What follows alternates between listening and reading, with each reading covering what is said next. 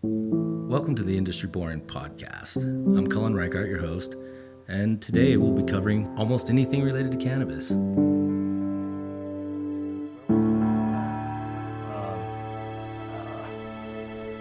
been to a couple of different places, then he got out of it and got me into it, and then I wasn't very good at it, so I didn't stick to the growing side. I ended up being much better at this. Well, that's pretty killer. Yeah, you found a good way to I mean, I enjoy it. I love it. Be a part of the industry. And I did grow, and I was, of course I did that for, how long did I grow for? 6 years, 7 years. Okay. I got to like 2,000 square foot indoor and had, multiple rooms and had kind of a system going on, and just got completely overwhelmed by it. Really wasn't very good at it. And it's challenging, man. Yeah. There's a lot more work. It takes a lot of practice and, I thought, trial and error. Like my lawn grows just fine, right? It wasn't anything like that. Totally. Not the same. No. And the amount of work that goes into it was always the thing that really blew my mind. Like the detail, because I was like, I'd mix the nutrients, I'd do the little things that I thought I was doing, and yet it invariably gets out of balance, and instead of being, checking everything, because I wasn't really quite diligent enough to check everything, and then I didn't understand what the plants were doing, what they're telling me. Some people really get plants, and I just never really got like what's going on with the plants. I look in the book, like, well, that looks like that, I don't know, and then checking stuff, and so it really wasn't my thing as far as that goes. But I enjoyed it. That's the way to learn, though, is like going into the books, talking to your friends and neighbors, and fucking being like, what the fuck do I do now? Right, I'm dying. Yeah, everything's doing this weird thing. I've never fucking seen this. It's like, I'm still dealing with that. Is that fucking, right? 25 years into the game, I'm like, oh shit, what's this? What kind of growing style do you do? Living soil. Okay, wonderful. So yeah, I've been using the same soil since I've had my farm. We buy soil once and fucking re-amend it and till in good things. I don't do no-till. I experimented with the whole no-till thing for like 3 years, and it was just like, that's even harder. Yeah. When you're used to tilling and using amendments, it's like everything's a little slower and less reactive because you can't just mix it in and make it all available to your plants. You're letting the worms come up and like bring it into the soil. I dig the concept, but I think at some point in time there is some value to modern modern farming and techniques, and like we did develop some good stuff out of this crazy agricultural revolution. Might as well use the good stuff and leave some of the maybe not so good stuff behind. But I really appreciate the moving away from the heavy duty fertilizers and all the super chemically stuff, especially considering where we're at in this country right now and the ag, with so much toxicity in the water systems and 100%. So I really appreciate that aspect of it, but I don't know about no-till. Trying to use just the most, do the most with the least. It actually happens from organic bomb ingredients too, like you really don't have to use very much of this stuff. Yeah. And that's kind of what I've been experimenting with. I'm like working on like a whole fertilizer line too. Yeah. To basically take my blend and put it in a 50-pound bag. Yeah. But that's been a way harder project than I thought too. Yeah. Because then you get into these modern techniques and they're telling me, oh, here's the guaranteed analysis of your stuff. Mm-hmm. And then you get the actual stuff. Test it, and it's nothing like what the computer said. So you really got to do the trial and error and not trust the software that's just combining ingredients and giving you a guaranteed analysis. Yeah. And then you got to see like what's coming out of the soil in an average light depth, or what's coming out of the soil in a full term season, because they're just totally different, you know. So it's be one. It's just one not a mix one for size everything. fits all. Exactly. I thought it was going to be like that, and I thought when I started, I got Scott's, right? Okay. Scott's fertilizer, and it's got the same, like the same numbers, man. Like the numbers are right, and I remember that just thinking like, God, this is so frustratingly difficult when you're growing. When I was growing, I was doing like what's that stuff? The rock wool. So you don't have any balance, you don't have any protection, you have no buffer. You do it wrong, and you're suffering like right away, wilting out and dying. Exactly. So my dad's like, no, you got to change. You got to do some soil and some rock wool, and I never could get that to work. The best I did was cocoa. So I would do like I think I did with like 80% cocoa and 20% perlite. that seemed to be the best that I ever did with. But even that, I mean, you know, you're just always washing chemicals, and then you're cleaning it out, and then, you know, it was just, it was crazy. I like the cocoa a lot, though, like in combination with my soil. The black gold cocoa is like killer, just the fluffiness of it, and then also when it's done right, if you get too much cocoa in your soil and it's not rinsed right and it's all salty, it'll fuck everything up. Yeah. But then if it's good clean cocoa, it just kind of allows for that water. It gives you a lot of buffer, holds that water, and gives you a lot of space. Exactly. It's really cool. Yeah, I just yellow jacket. Yeah, I'm hoping he's not in the stinging mood. Yeah, no shit. Like that's the one thing I don't want to get hit by right now, right? No kidding. Well, you said your parents were involved. Yeah, so I kind of was born and raised up here, and my dad was a landscaper and did custom burl furniture. Okay, so I saw these guys, similar, some of this stuff, but a little more artistic twist. He was really would use multiple pieces and combine them with dowels and just leave all the natural contours of the wood. And the burl, is that basically isn't that like a tree cancer? There's a big bulbous thing that grows on the tree. Yeah, it's just like a different density of wood, and it's got all these crazy patterns. It's super hard. It is kind of like a malignant growth on a tree. Really interesting. And so he was up here hunting for that stuff, and kind of found the place where I still own property and have my farm. Oh, that's wonderful. Out in Honeydew, he was out looking for burls and kind of started growing some weed. And my mom was living in Sonoma County at the time. Yeah. And being a teacher, and so he's like, I found this awesome school you could be the teacher at, and I found this beautiful community and this clean water, and there's burl here, and I can grow some weed, let's just move up here. And so they ended up. It sounds like the quintessential freaking Northern California story. Yeah. Right? I want something better, and we can have a better life here, and it's magical up here sometimes. Totally, bro. I think when I come in here, I started coming here when I started the company in 2012, excuse me. And I remember just how magical this place was, the mists and the deep fog, and then just the redwoods, and just how wet and just lush and green it was, and just sun on the river bar. I was just like, this place is magic, It's a little drier now than it was back then. But yeah, thank God for that last little bit of rain we just got. Yeah, no kidding. That was nice. We just I'm in Vegas now, so we're normally dry, horribly dry. But I remember I've watched this kind of deteriorate from the dryness as I've been doing this travel, and every time I come out, it's a little bit browner and a little bit rougher. Man, it'd be nice to get some of that rain back. Yeah, we used to get Honeydew is literally the rainiest spot in California. Yeah, we used to have 200 inches of rain in some years, and 150 was a moderate year, and now we've been getting under 100 back to back to back, and then we had one good year, and it was it's back We're on, back. But no, it takes multiple years of that hard, heavy rain to soak into the ground, to keep trench everything out, just to fill up the underground supply. Yeah, because the underground supply is slowly going lower and lower too. Yeah, there's a lot of water that just runs under the ground. That's really crazy. That's what I think. I don't like. A lot of people really connect to that. When you look at the drought map and how severe it is for the country, and you go, oh well, yeah, it's just like this little thing. Well, it's really not. It's years and years and years of pressure that have just depleted it, and now it's going to take years. Equally years to build it back. And it's not just a matter of not using water. That's ridiculous. You can't just not use water. No, it doesn't work that way. Yeah, it's crazy. So an interesting point, since we brought that up, is they did the whole CEQA study on the cannabis industry up here in Humboldt, trying to prove that cannabis was detrimental to the environment, basically. Right. Yeah. The findings ended up coming out and showing that it was actually all this second growth fir trees that have taken over meadows and just populated. My property, you used to be able to see 2 miles down on the flat part. Yeah. You can't see anything now. It's 30-foot tall trees. Really? So when I was a kid, you could see across 3 meadows. Yeah. Now it's solid trees. And that's happened almost everywhere out in southern Humboldt and all around. Is that right? So these trees are drinking exponentially more water as they get bigger each year too.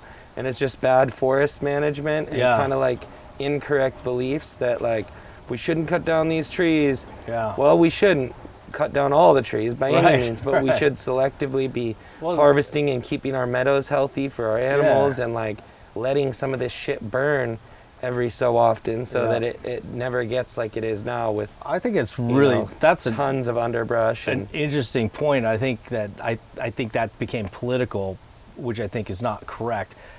But there was a different management system in place years ago. Like we used to, I mean, that was a big part of what, when you joined, you know, whatever, you know, if you're part of the Forest Service or you're part of, you know, the campgrounds or whatever, that part of the job was forest management. Totally. You know, and they were doing the cleaning out the dead shit. And that, I mean, I used to work at a campground when I was a kid, and that was a half the battle getting ready for the season was cleaning out all the fucking branches that might fall on somebody, right? And you're like, well, that's the whole forest needs that a little bit, you know, and we need that. I mean, I remember Colorado. I grew up in Colorado, which has the same kind of problems, right? Totally. And they, you know, you go up in the mountains and they'd have these cutouts where they would go through and they'd kind of just create like a cutout area, and you know, I always thought, well, that, you know, oh, it looks so ugly, but that's what kept that forest from just going insane and crushing the rest of the ecosystem, because there's nothing in there that, well, the bark beetle now I guess is killing all the trees, but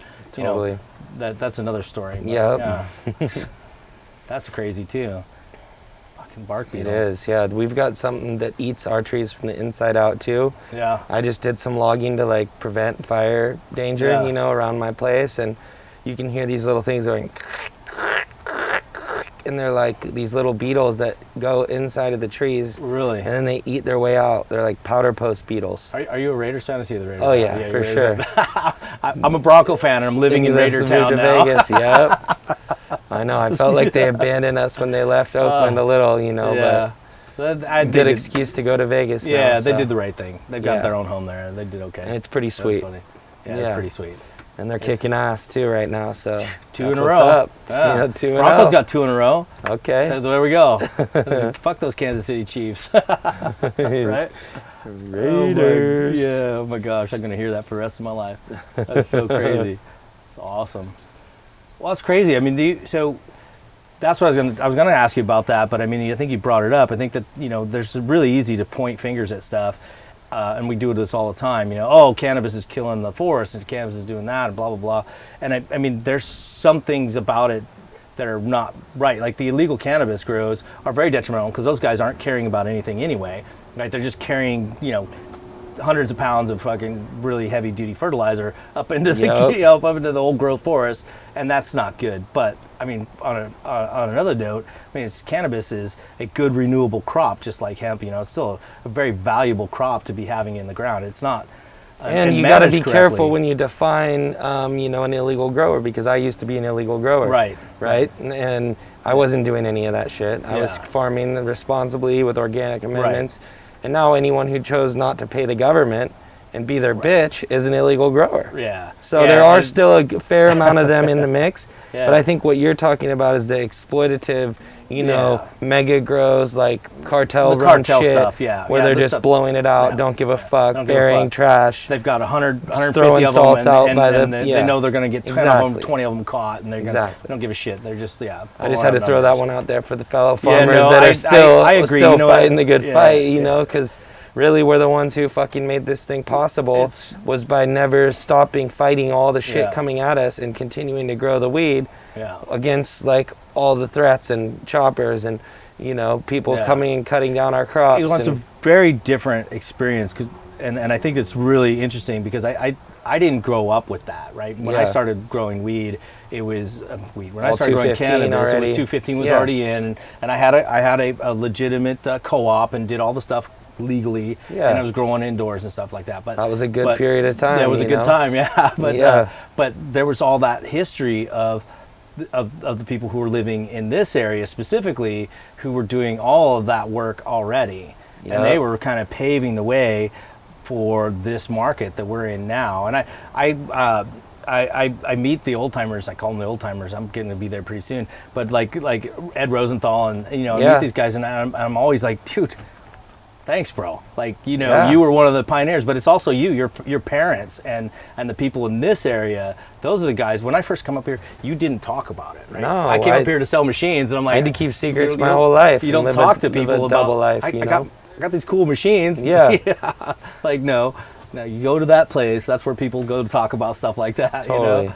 And I remember that first time I walked up into this area, I thought, well, everybody up here grows, so I could just talk, right? I learned really quickly. I don't want to talk to you, man. Yeah. Silence is golden. Silence That's what is my golden. uncle That's always taught me since I was this big, you know? Yeah. Because you couldn't fucking talk about it. You put your family at risk if you Put talk everybody about at it. risk, yeah. And now we have to talk about it because we're trying to, like, not be a dying breed and last the Mohicans, you know? Well, this is so weird to me that what government always does, they always fuck everything up. The less they get involved, the better off we all are. Just let them do their taxes and stay the fuck out of it. That's my opinion, but I mean, you know, they get in, they've already just destroyed the regulatory environment, especially in California. California is such a fucking mess for cannabis. Such a mess it's right such now. a mess. It's like, this is, I think when I was growing and I was looking at it, and we're back in the 2015 time frame, it was like they were saying, oh, it's like a $14 billion industry, and you're like, yeah, this is a fucking resurgent industry. This is really going to be something valuable. Let's let it flourish. Let's let it flourish, right? Let's go to town. And then when I was in San Diego, man, they would say, oh, these are the rules, and then everybody would go follow the rules, and then they'd come in and say, oh, no, we changed the rules, and everybody'd have to shut down. And then they did that like 3 times in a row over the course of 3 or 4 years. And I had friends who invested, lost, and just said, fuck it, man. I can't continue to do this and get burnt by this stupid regulatory environment.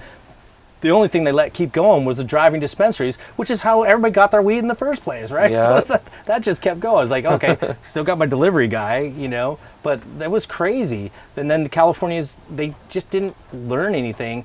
Of course, they never do. And they've overregulated, and they've really crushed a market that they could be dominating the market. How is it that Canada is doing exports? How is it that Colombia is doing exports globally? And how is it that these we're other trapping it all in California? We're trapped in California. Stay in California. Don't sell the weed anywhere else. It's like, if you knew how the old system worked, you should have designed it to fit within the old requirements, which is people come here as a hub to get it out to everywhere else because they know we have the fire. We had commerce going, it was fine. Yeah, there's no reason why we can't still have that. I mean, okay, but if you really... The division of the different laws in the different states and all these fucking restrictions make it impossible. So, and the other part of that, too, is that not only that, but they you know, the fucking cronies, they make the laws so only the fucking cronies can get involved, right? So, you know, you're kind of ass out unless you've got a stack of money or you've got a relative in government, and then you see it in these new states that come on board and they're like, oh yeah, 75% of the licenses went to the people in government. 3 people you're or like, 5 people. You're like, oh, okay. What the fuck is that, man? Tell me that's not just absolutely corrupt, you know? Because this is, I don't know, that frustrates me a lot because honestly, I'm an American dream guy. You know, what I mean? Hell yeah. Prop 64 really like messed it up for us because it took it out of our hands. And, you know, with 215 in that era when you had experienced it, that was great times because we were legally protected but not overly regulated. Yeah. And now that the 64 came on, it was supposed to give us these 5 years, instantly went straight to, you know, 20-acre, 30-acre spots, stacking 20, 30 licenses. And I mean, it's no mystery what's going on right now with the just complete overproduction as they're issuing more 60-acre licenses like they're candy, you know? Yeah, well, you can see what happens when that happens from an economic perspective in Oregon. Like, you can get cannabis for $300 a pound. That's retarded. You crushed a market. You've absolutely destroyed a market. It out. And you know, California wants to tax it, so they're basically earning more tax than the farmers are.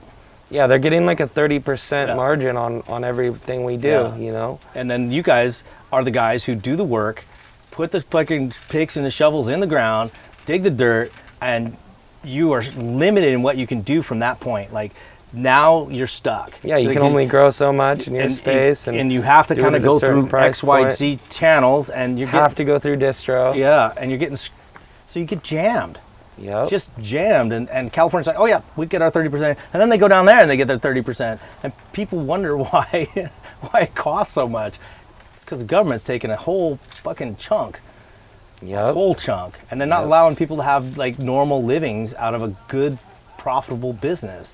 Like, this is a good business. It should be. Should be a good business. But currently it's not, currently it's not. under the current regulation system and It's brutal. what's going on in the market because of the laws that were made and because of just how, people are also using the market to, manipulate the prices and bring them down and get the best quality and high grade everybody's super good AAA weed. I can get it from these guys over here, so you guys got to do the same price. What can you do? And right? you because can't really can't do shit because they can go money. get some other shit, Yeah. and it may not be as good, but right now it doesn't matter. Yeah, because they got the money and they go in and they're buying it up. I saw the consolidation starting a couple years ago with what's that company down here? Flocana. Yep, but they got kind of fucking outed. Nobody wanted to fuck with them, and that's what us farmers need to be doing is uniting and continuing to work with companies that actually pay us fair prices, want to give us credit for our work, and bring like the super high quality like sun grown to the market. Yeah, this is not the first time this has happened. No, it happened with cotton, happens with corn, it happens everything. with fucking everything. And it's just like, God, man. Happened with fishing, it happened with logging up here, those were the industries, and they got strangled out and you would think that we would have learned, the people would have learned, but we never do. We always end up letting the fuckers up in there and the government fucking dick swill our coffee, man. It's fucking bullshit. I don't even think we're letting them anymore. I think the whole system's just so aligned that there's no real way to stop it. You can fucking vote, but when was the last time you voted for somebody that actually got elected? I mean, it's been a or while for actually me. mattered, straight up. I'm like, fuck, why am I doing this again? It's so dumb. I gotta try, So, I mean, not to compare. Yeah. But, because I make equipment for the industry, I'm a cannabis guy. So my banking is the same bullshit. Can't get banking, can't get support, can't get lending. I've got like because you do business. Because I do with business. cannabis. I'm like, what How kind of fucking bullshit is that? The money's money, right? That's right. That's right. I'm not getting paid in cash. It's not like I'm, I used to, but that's not how it works, right? Like everything is normal, and then you go say, hey, wow, we're growing. We need to get a bigger building. We need to do this. Like, oh, well, you're cannabis, so you don't get any of the good programs. Your interest rate's going to be 25%, and we're going to need you to put your whole house on the line just in case. Yeah. What? Yeah, right. Exactly. Hold on. Yeah, it's brutal. It's a brutal, stupid system, and it makes me sad because I think I grew up, altruistic in that respect, and the American dream to me was the liberty, freedom or liberty to pursue whatever really got you going. And that's what my pops was doing, and my mom, like they were both following their passions and living in a beautiful place, weren't hurting anybody, awesome community, and scraping by at that time, but just growing a little bit of weed, and it evolved into such a different animal. Like my dad passed away, but if he could see it now, his mind would be fucking blown. Yeah. Because it's just like not the same arena. It's just not the same, and I think we're producing a better quality and more of this product than we ever have, and taking it on the fucking chin right now. Yeah, getting beat down because the guys who can take, and they just take and they take and they take. But hopefully we can be making alliances with companies, like Cookies, like fucking some of these big brands that have the sales and are still getting $50, $60 an eighth. I'll put some of my shit in their jars if it helps, keep my business viable and also still be saving my very best for my brand and that's really interesting. Like there you go. That's a mega. Cookies is a mega brand, right? Stunning branding opportunity. Yeah, they're killing They've it. done a great job in that respect, and you're going to sell some there, but you also have the responsibility to build your brand totally, so that you can still remain relevant when it completely, that's crazy. Like that's a lot of work to have to build a brand. Yeah, it really is, man. And like the crazy thing is, like a lot of us got into it trying to do it for our communities. Like that was my original premise. I want to build this brand SoHum Royal is like an all-encompassing, like all the Southern Humboldt fucking people. That's a killer shirt, by Let's the way. come together. Thank you. I'll have to get your address and send you one or something. We'll get you a GreenBroz But, one too, but that's a cool one. I like that a lot. Love, loyalty, and excellence is our motto. And Nice. the wings are obviously leaves. This is an oil droplet.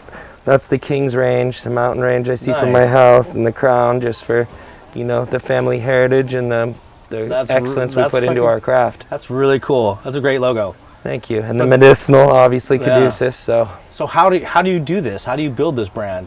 So I've been just, you know, social media is huge. We've Yeah. been doing these educational series with GW Smoke Break TV. I don't know if you've seen them at all, but should I scope have them out. not, but I'll check them out for sure. And- Marco probably knows. Yeah, it's just all about like what we actually do on our Yeah. farm, trying to bring some education and Right. you know, some interest.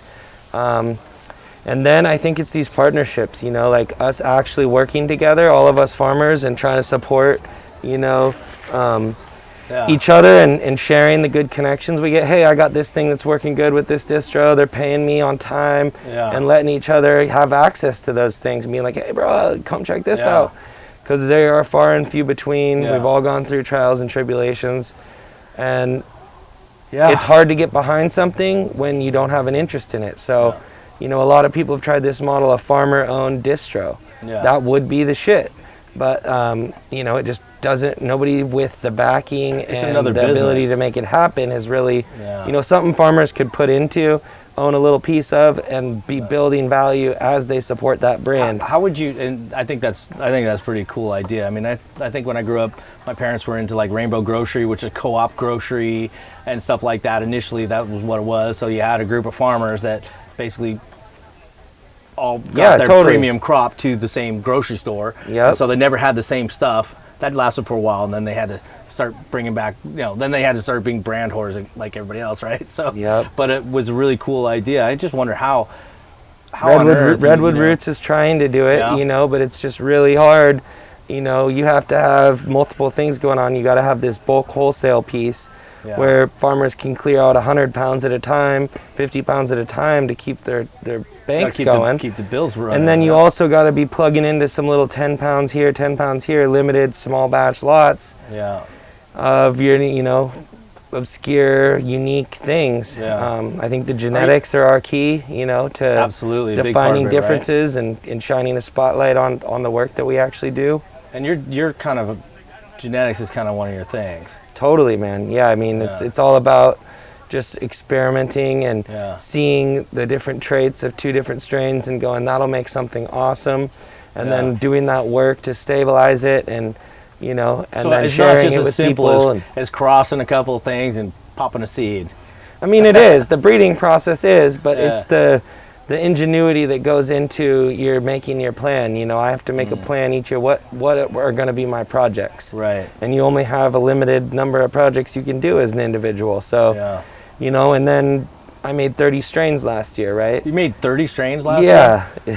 Holy sh! That So- sounds like a lot of work, man. It's almost too much. So it's overwhelming. And then you're like, fuck, now I've got all these seeds. I got to pop them and see what they are. Yeah. So I popped like maybe 20% of those strains this year, my ones I thought would be the best. Yeah. And now I'm kind of doing a first survey.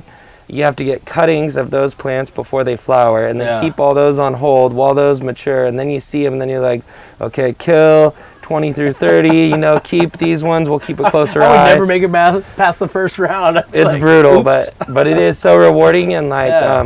you know, once you get something really special, like we've got this Lucy lavender. Yeah. One of my employees actually made it for me as a surprise. He took one of my males and made this breeding into all my genetics and gifted me back the seeds. So That's it kind of cool. started my journey back into breeding. Yeah. And one of those seeds that we found that next year was this purple train wreck and Forum Girl Scout cookies. And it's just like got the craziest nose. It's Interesting. so sweet and juicy. Yeah. And then it's also got the cookie thing going on, real nice structure, big round nugs. Yeah.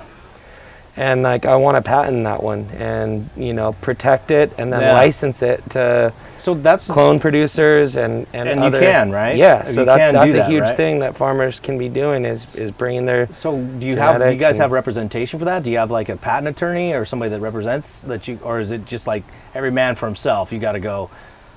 It can be both ways, Yeah. but there is a whole group of people in Humboldt that have been meeting. Dale Really? Hunt. Dale Hunt is a lawyer who specializes in, genetic protection. He came Yeah. from big ag industry and Yeah. patent law, so he's bringing all of his expertise into cannabis. And Really? Because that Monsanto fucked a whole lot of farmers over using patent Totally. law and their with their stupid what is it, that Roundup Ready crops that they used to, I think they still make that shit, even though they've been sued how many times for Roundup. yeah, that Yeah. shit's so gnarly. It's brutal. Yeah. But anyway, so I had no idea. So you're actually going to pursue. So once you get that IP in place, then it's about making these deals. So this group has been aligning with, different people who produce huge amounts of weed, and Yeah. now they're talking about licensing these strains, international licensing agreements. Really? Doc Ray is the person, and Hendrix Nursery, they're the two people that brought me in to meet Dale. And now that's kind of evolved into this network of all of these different high quality breeders in Humboldt Really? and Mendo coming together to like find ways to do this. So we're trying That's to kind of really set the cool. bar and get our shit out there. So okay, I get that you got not lucky, but you kind of got lucky. You got the right two plants together. Yep. One of those seeds came out. It's freaking magic. Yep. And now you've got cuttings. So I've kept a clone of that original one this whole time. Yeah. Meanwhile, I've then been popping seeds, males and females, and evaluating them, picking a good male, and then breeding that back into my clone. So now that's an F2 because I've got my Okay. clone, and I'm taking some of the variation of it out, and I'm looking for a male that's like my female to make all the seed more like my So girl. you get a real consistent. Exactly. Okay. That's And so then interesting. you do that, once you do that 3 times and you get to your F3, then you're stable, hopefully. Yeah. You got to evaluate your own genetics and make sure Yeah. that they're working properly.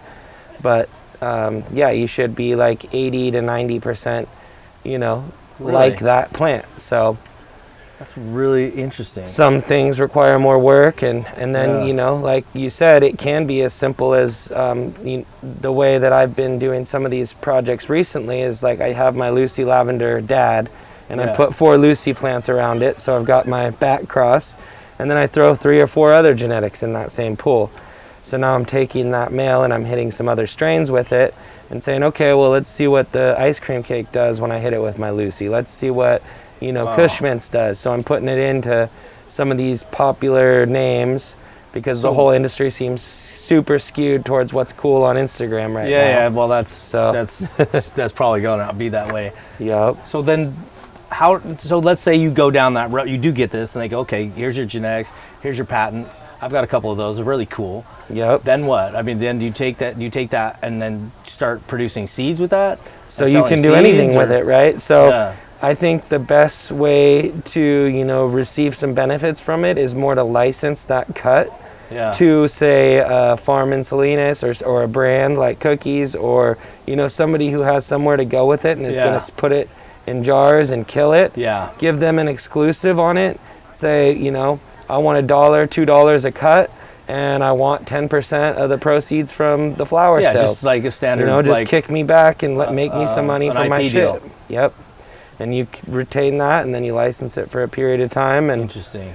or yeah. Because we do this. It's We, up to- like, I work out deals with guys who invent super cool stuff that I haven't had time to invent yet. And Nice. it's just a super easy way to bring in another piece of technology that somebody else has done a lot of the legwork on, and they get a piece of the pie, and we do all the work, and Win-win. Win-win, right? Yeah. Yeah. So that's the Yeah. goal, That's really interesting. I kind of assumed that it was going to go that way. First of all, I know nothing about breeding plants. Yeah. I have a couple dogs that are kind of misbred, so I can kind of tell how it works in dogs, you know. But on the plant side, I have no idea. It's so rad, dude, because it's kind of the same. You really never know. Two amazing things don't always make another amazing thing. Right. You know, but then you get this one outlier and you're like, holy shit. Yeah. You know, my buddy gave me some seed packs like 2 years ago, and I just hunted through 5 of them. Out of those 5 packs, I got 3 winners, which is like, you know, just shows that the breeding was good that went into those. And of those strains, I did only 10 plants, 11 plants, you know. Yeah. Half of those were males, so then I get like 5 girls, and I'm like, okay, this one not so cool, this one not so cool, this one, oh, that's kind of cool. And then it's like, bang, this one is amazing, you know. So the same genetic, but just different phenotypes. And so I had when I grew, it was a sour diesel that my dad got from somebody up in Lake County. Okay. And the guy brought the plant over and he goes, this is what you have to grow. And my dad never grew anything but this plant. And it was banging because at the time it was 25% THC, which was potent back in those days. But it was so thick and it grew so much mass, and the bud structure was just stunning. Sour diesel tends to be really it's all fingery. wispy and But this was thick and hardy and just really loved it. Loved that strain. It was a great, and I ran that the whole time that I grew, and it was all cut to cut to cut to cut. I never had anything to never got back stale or back. And then it finally died out on me because that was me. I finally killed it off. But I mean, I look at stuff like that. I'm like, well, somebody did exactly what you're talking about. I was like, this is the one. You grow this plant. And I mean, we ran that. I think it was 6 years that plant got cut over and over and over and over again. Yeah. Yeah, that's really the way to cool. do it. You got to keep. So that's a lot of work too that goes on the farm. That's not even. There's no money coming in from it now. Yeah. But like, there are some people who see themselves as like, you know, shepherds of the genetics, and you hold those for your friends, your family, yourself. Yeah. I'm moving it all towards tissue culture right now to have my bank be tissue. Yeah. So that I can just produce from it at any time with like a 6-month planning window. Can you save that? Yeah. So do you freeze it and keep it, or keeping them cold slows them down? But from what I've been learning, you just sterilize the plant material, put it in the gel, and it takes like 3 months for it to kind of really start growing and coming out. So you have that kind of holding period there. So if you take your first cutting from that and do it again, you can just keep buying yourself 3 months at a time with a sterile, super small process. Right. And then if you want to do work with it, you got to let it get a little bigger. Then you make your actual clones and go to clone with it, and you have to calculate your time. I heard about this. I hated cloning. It was like I finally figured it out, but it was always the thing that kicked my ass the most. It's got to be on point for sure. It was like the thing though, like I'm getting like a 30% success. Yeah, it sucks. You're doing the same work 4 times. You're like, fuck. I tried the water cloners and these things, and I finally just started. All I would do is just scrape the Cambria down, the first layer, and dip and go. And I've got like 80%. I was like, yes, I figured this cloning part out. Yeah, that was crazy. That's crazy. But I never had any males, so I never ran into any kind of experimentals. But I always had friends who were interested. In doing the genetic stuff. I just didn't. Like, to me, again, plants, I got brown thumbs for a reason, man. They're now stainless steel colored, I think, is what they are. 'Cause that's what I do best. But I enjoy that. That's a valuable thing that we need, too, is tools for our industry. I think you just got to learn your space, Yep. and I think it's valuable. And for me, I finally learned my space. It took me a couple years to grow up and figure it out, but that's what I do. This is what I do well, so I enjoy that the most. And if I keep out of the other stuff, I won't mess it up. And I can learn about it from other people who are good at it, because it fascinates me, but I just have no concept of how. It's frustrating, man, because I think I have it all figured out, and then things change. There's a lot of variables and constantly new things going on. Are you doing outdoor or a light dep or both? So my permit's for like around 10,000 square feet of mixed light and 10,000 outdoor. So that's something I was unaware of. I have not been in California for 3 years now, and I haven't grown in California since 2009. maybe 8, 2009. So I don't know anything about the regulations, but they're actually, like, you have a license for specific way to grow plants at X size. And those licenses are different fees based on their algorithm of how much you can produce of these things in this time frame and what it's worth. So all their taxes were all designed at a point where we were getting $1,500, $2,000 a pound almost. Yeah. And now it's like, you know, half of that, and none of the fucking laws make any sense, but they're still on us. So yeah. And there's no way to furlough your licenses right now, so that's a huge thing that, like, HCGA is trying to get. Humboldt County Growers Alliance, lobbying for us to be able just to be like, hey, fuck it, I'm taking a year off. Like, just put my license on hold. Because you can't do that right now. So you just got to keep paying, even if you don't grow. So do they charge? So they obviously charge you for the license. So every year you pay for the license fee. My licenses, I think, is like $37,000 for my 2 licenses. And $37,000 of that, it's like probably 25% of that is my outdoor license, even though it's half of my permit, because they charge you a lot more for mixed light. And then if your scale goes up, they charge you more. So cottage licenses are actually the most affordable. It's like $800 for 1,200 square feet or some shit like that, tiny little. Golly. Yeah, it's wild. That's just a license. And that's just the license at the state level. At the county level here in Humboldt, we have $1 per square foot on your outdoor and $2 per square foot on your mixed light. So now I've got another 30. It was like $37,000 for that as well. So that's just you're over. You're like $75,000 in just on license fees. And that's not even the excise tax or the fucking. Yeah, I was gonna say, wait a minute, all we got these other taxes taxes coming in that too, also right? come out. Yeah. So do you have to pay? Do you do all your own processing? Yeah, currently I do. Okay. So you don't have to pay. You pay for the but labor. It's still, it still costs $125 a pound. Yeah. You know, and that's like across the board. It's hard to find it for less than that. That's crazy. I just saw a sign. I was driving. We were driving up here. I drove through Lake County, and there was a sign. Hey, I think it said $150 a pound. Yeah. Holy shit! It's still $150 a pound. Yeah. Holy shit. And at the dispensary, it's still $30 to $60 an eighth. But, you know. But it's not. You're not getting that. But on the streets, it doesn't. You know. So there's that. So you take it.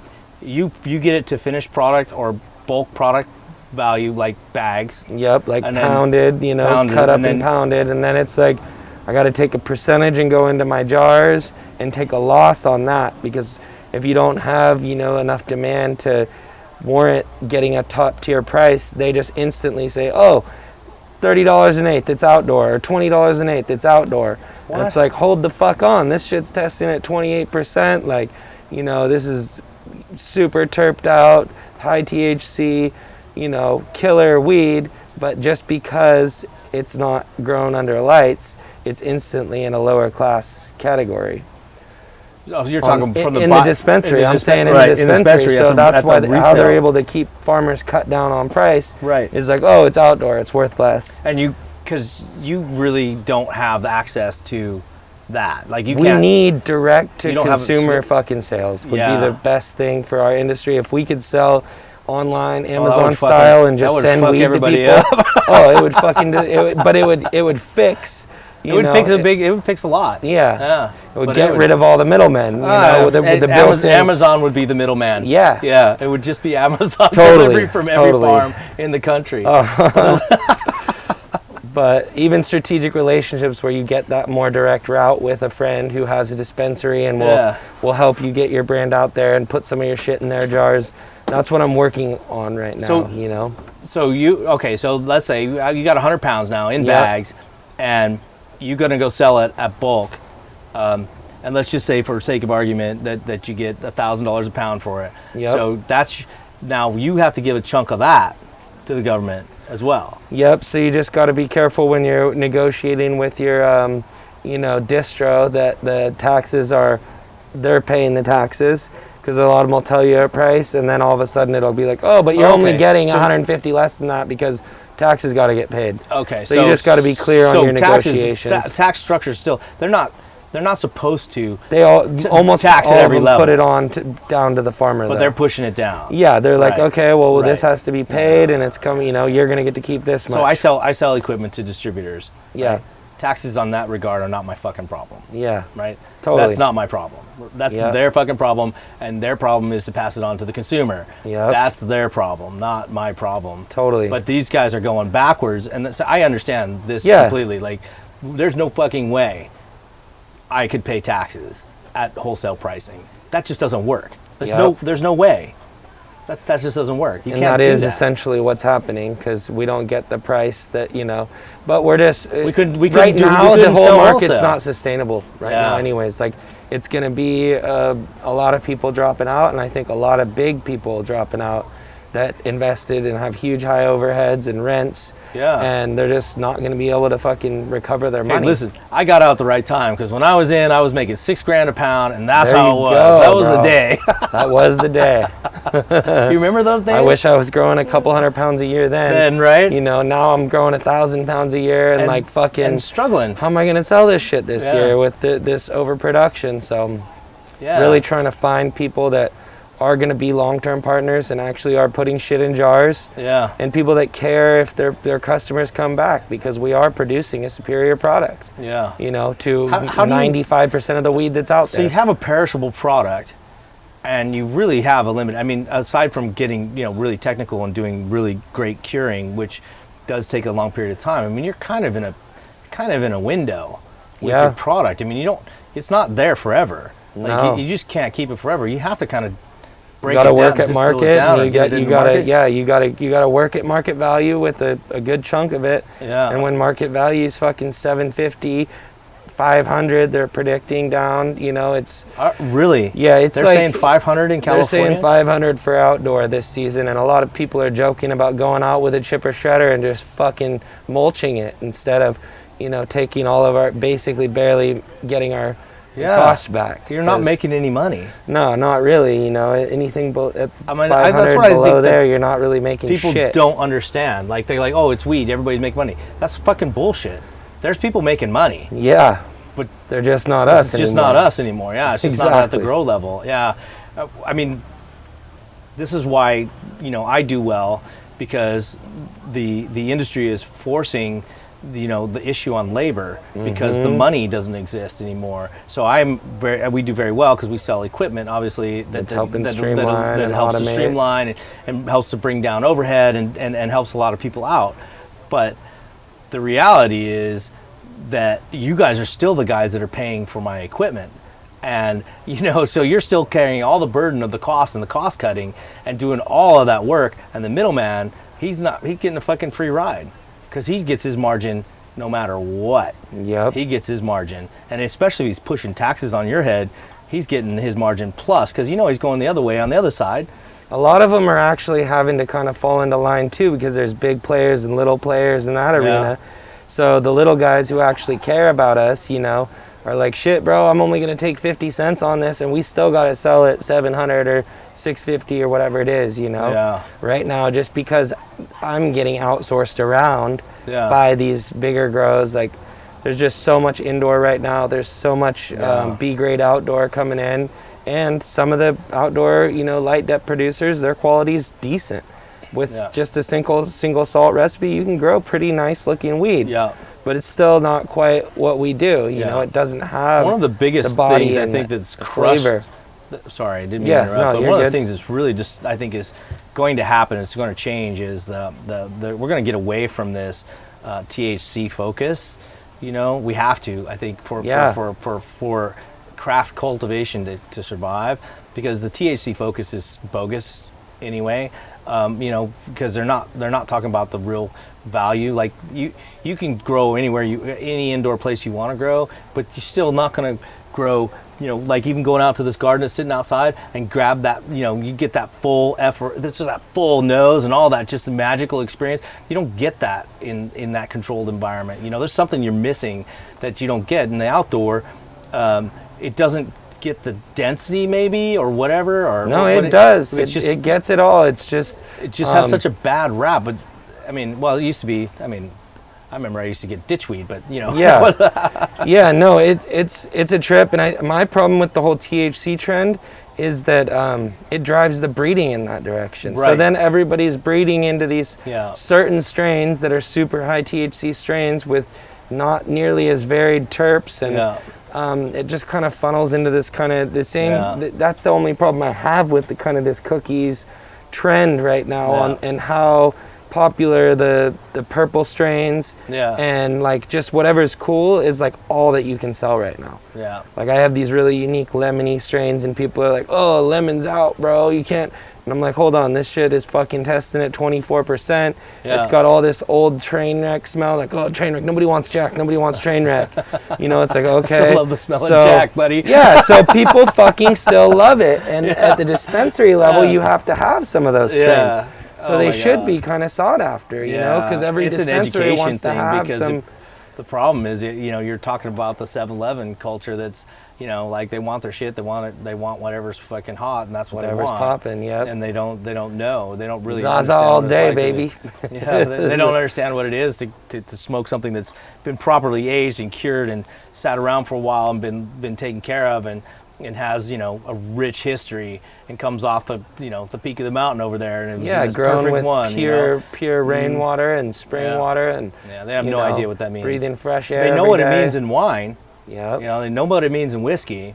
They know what it means in other consumables. They don't understand what it means in weed because there's no. Thank God for the people like these. Don J over here. Totally. Right? They're teaching people about how to appreciate cannabis. Yeah, all the different varieties. I don't hate on any of the varieties. It's just that there are differences. Yeah. And those differences aren't being seen at the market level at all. I mean, we're not getting credit for being different and putting in the extra work. And I mean, because again, you know, you don't have, like, I know when I drink wine, I'm gonna get a Cabernet. Why? Just what I like about it. I mean, it's got the right flavors that I like, and I especially like from Paso Robles. That's kind of my thing. Like, it's got the right fruitiness to it. That's what I like. But I know that. And I know that because I've tasted it and I've looked and I've smelt the other ones, and I've got to try them all. I try them all, and I'm like, this is what I like, you know. But people don't understand that cannabis is, if not more intricate, is just as intricate as wine is. Totally. In that respect, and there's so much in it that people just don't have any idea.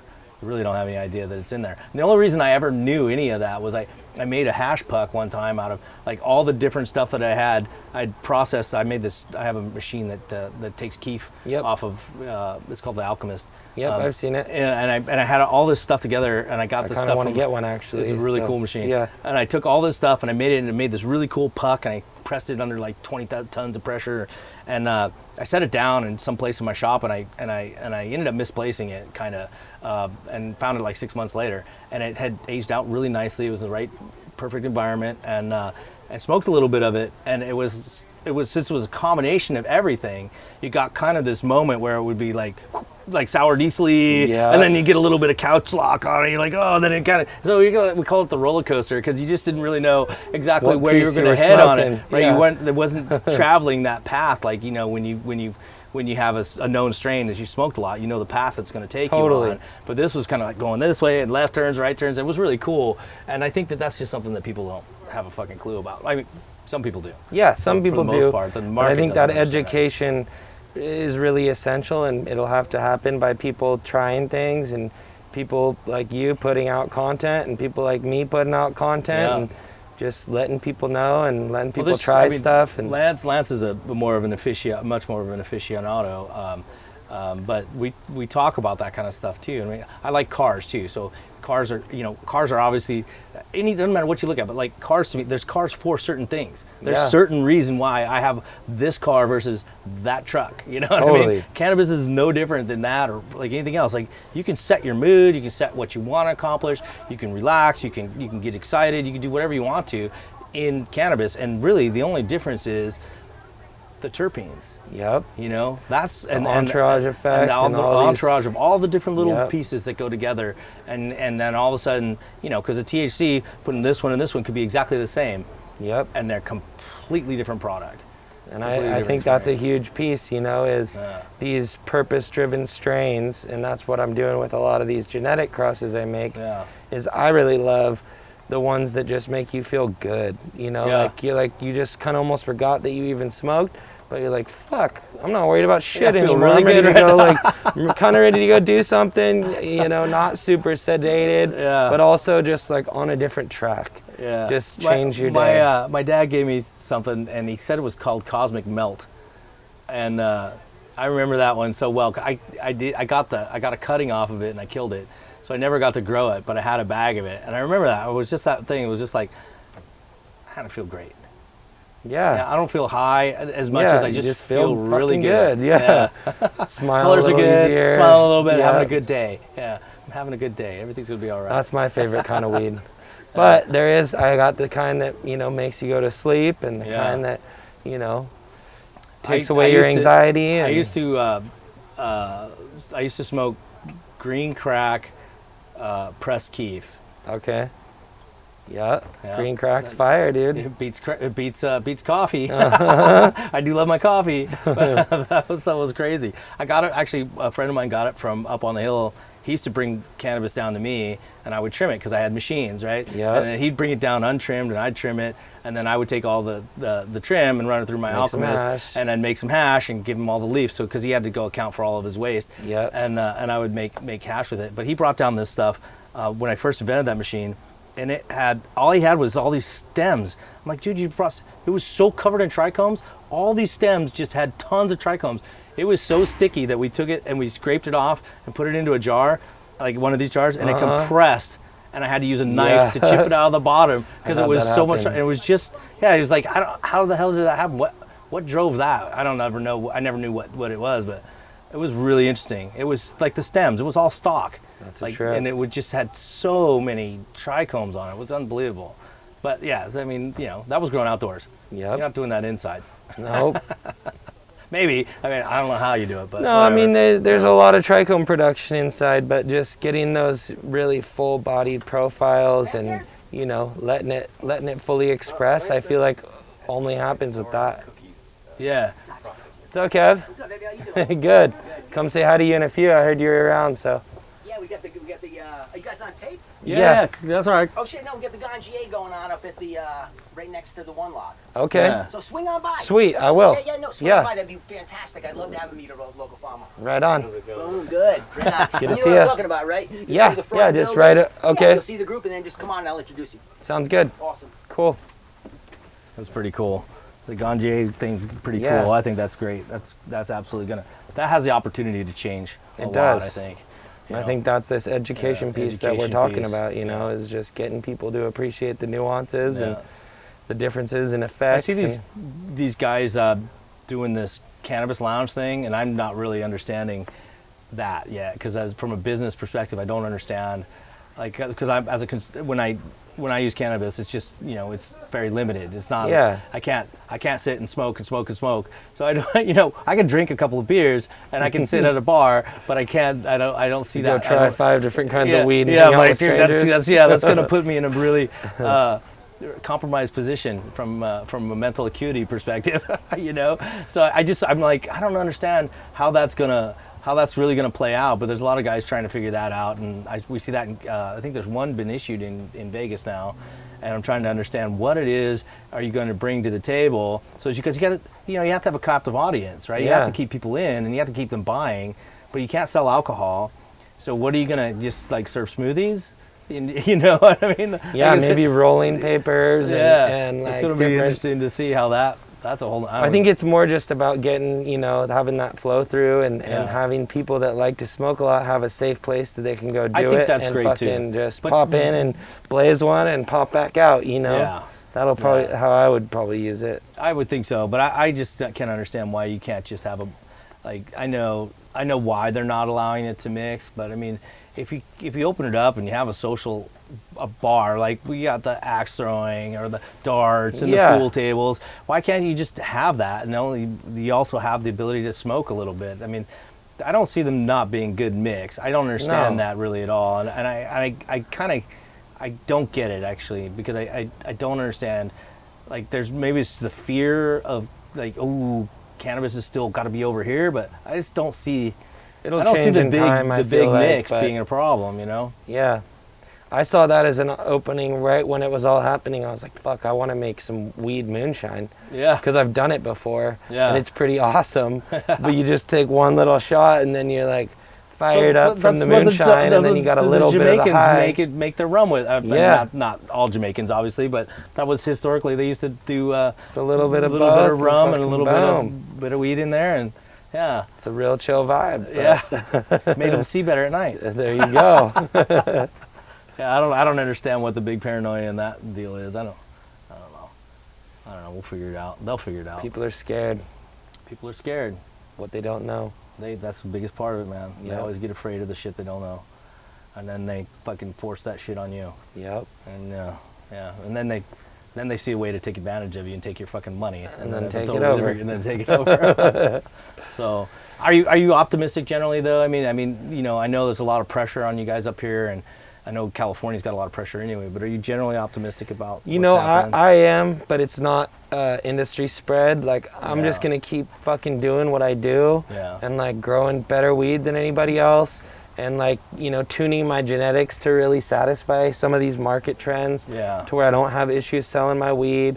But it is a disheartening time for folks out there, and when Yeah. you have bled your life blood into this piece of land, and it's sustained your family for, you know, Yeah. generations, and now you're seeing that just you can't make ends meet. I mean, people just aren't fucking able to pay their bills at where the shit's heading right now. Yeah. So it's kind of just like, okay, you know, fucking Yeah. out, and it's just really sad to see It that is. going on. It is sad to But see. like, I'm doing this genetic work.